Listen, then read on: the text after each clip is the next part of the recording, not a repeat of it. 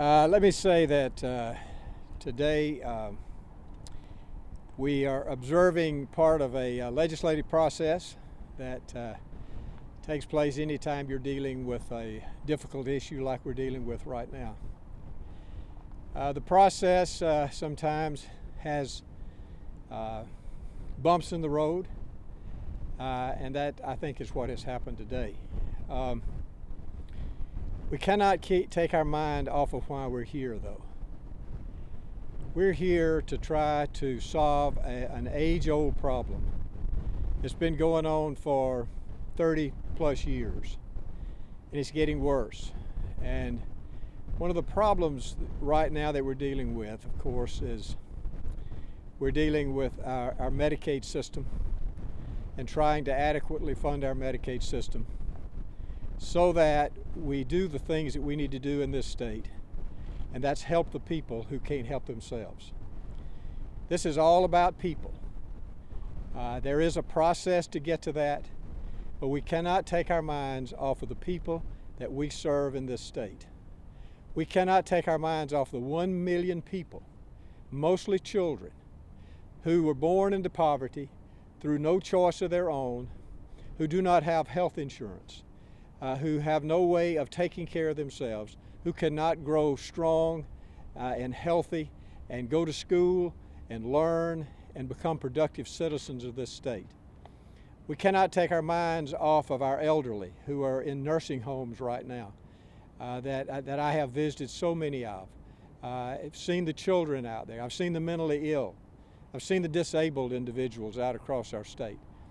This is 1 million people in our state, and it's all about that.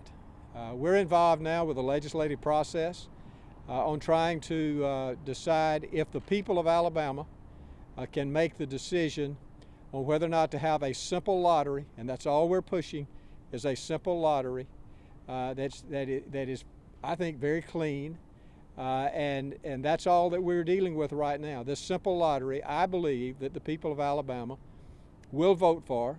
They've been asking for the ability to vote for that, and I think the legislature ought to allow them to do it. That's the only way we can get a constitutional amendment on the ballot, is to allow the people to vote on it.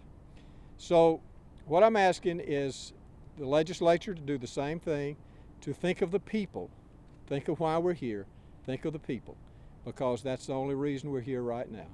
But today, as part of the process, obviously there is a delay in when the election could be. But may I say that this bill is not dead. Do you see this being brought up in the Tourism Committee tomorrow? Yes, yes, I do. I don't know exactly the time. I think it's maybe tomorrow afternoon. But it will delay it a day, and what it really does is most likely delays it from being on the general election. But this bill is not dead at the present time.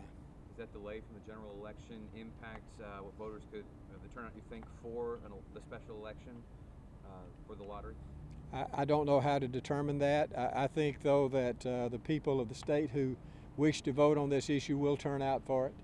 And those who don't wish to vote for it, you know, they'll are against it, they'll turn out for it too. So I don't think there's any real way to judge that. I really don't. The only thing that it's done is it cost the state of Alabama $3 million more. Is there any way to push that deadline back, that deadline for tomorrow, to get it on the November ballot? We have checked on that. We don't think so unless we ask for a waiver, and of course we can look at that later. But here again, guys, this is all part of the process. This is the legislative process is a deliberative process, and we have to always remember that. I mean, I was in the legislature. It's a deliberative process. You're not going to get 100% votes on anything, so you're going to get people who are for it and who are against it. And you know, the rules are used because the rules are placed there, and so I'm not angry about the way rules were used. That's just part of the process. So let's look though at the goal that we're trying to set. And let's don't take our mind off of why we're here, and that's to help the people of this state. You say this is a process. There are people in the House who are calling this politics at its worst. Do you agree with that? Well, I think anytime the process is involved, there's always politics. But that's just here again, that's part of the process. It is. I am still confident that we're going to get something passed, and so we're going to push forward, and we're going to be positive, and we're going to keep our mind on why we're here and why we call this special session to begin with. The committee is meeting. If no lottery is passed, will you call legislators back for a second special session? Well, I don't want to tip my hand on that yet, but we always have that option. Yes. If not November 8th, what date would you like to see? Well, I don't know. I think the best date probably would be after Christmas. The committee is meeting at 4 p.m. tomorrow. Have you had conversations with Chairman Harper about please get this bill out tomorrow? I have not yet. I will speak to him tonight. In today's situation, caught a lot of people off guard. What about you? A little bit, simply because we knew the process. We knew that they could do this because it had not been posted, for the length of time. So, but it just happened. So we've got to deal with what we have and move on. So has the committee has it been posted in time for tomorrow where this will happen tomorrow? I'm going to check on that and make sure that it has. But that's their process. They have to do that. The executive branch and the legislative branch, we need to stay out of each other's business. So I'm letting them do that. And so we'll see how it goes. This has been twice now that there have been mishaps with this bill. First, the 10% education funding accidentally getting out, and now the issue with the posting that gave opponents the opportunity to block it. Are you confident that the legislature is giving this their full attention? Well, errors get made, and I'm not going to point the finger at anyone right now. I don't think that's my place to do that.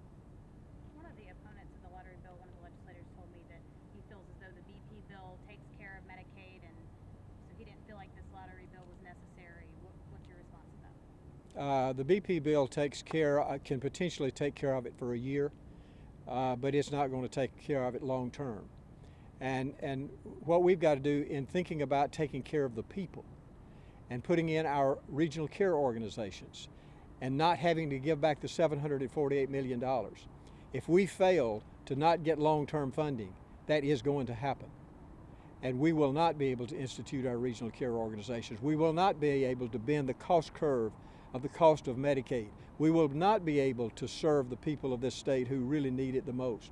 And if long-term funding does not take place, we are going to lose $748 million, and we're going to have to cancel the regional care organizations in this state because CMS is not going to hold out forever because they have given us a waiver. They've given us some time to work on this, but they're not going to be able to do that, and I cannot put the state at jeopardy with the $748 million if we don't have some long-term funding. The BP does not settle it. It does not solve it. It does temporarily. But that's what we've been doing for 30 years. This is a problem that needs to be solved, and it needs to be solved for the people of this state. Governor, are you having any conversations with the Porch Creeks about a compact of some type of Absolutely not. That was an absolutely blatant falsehood.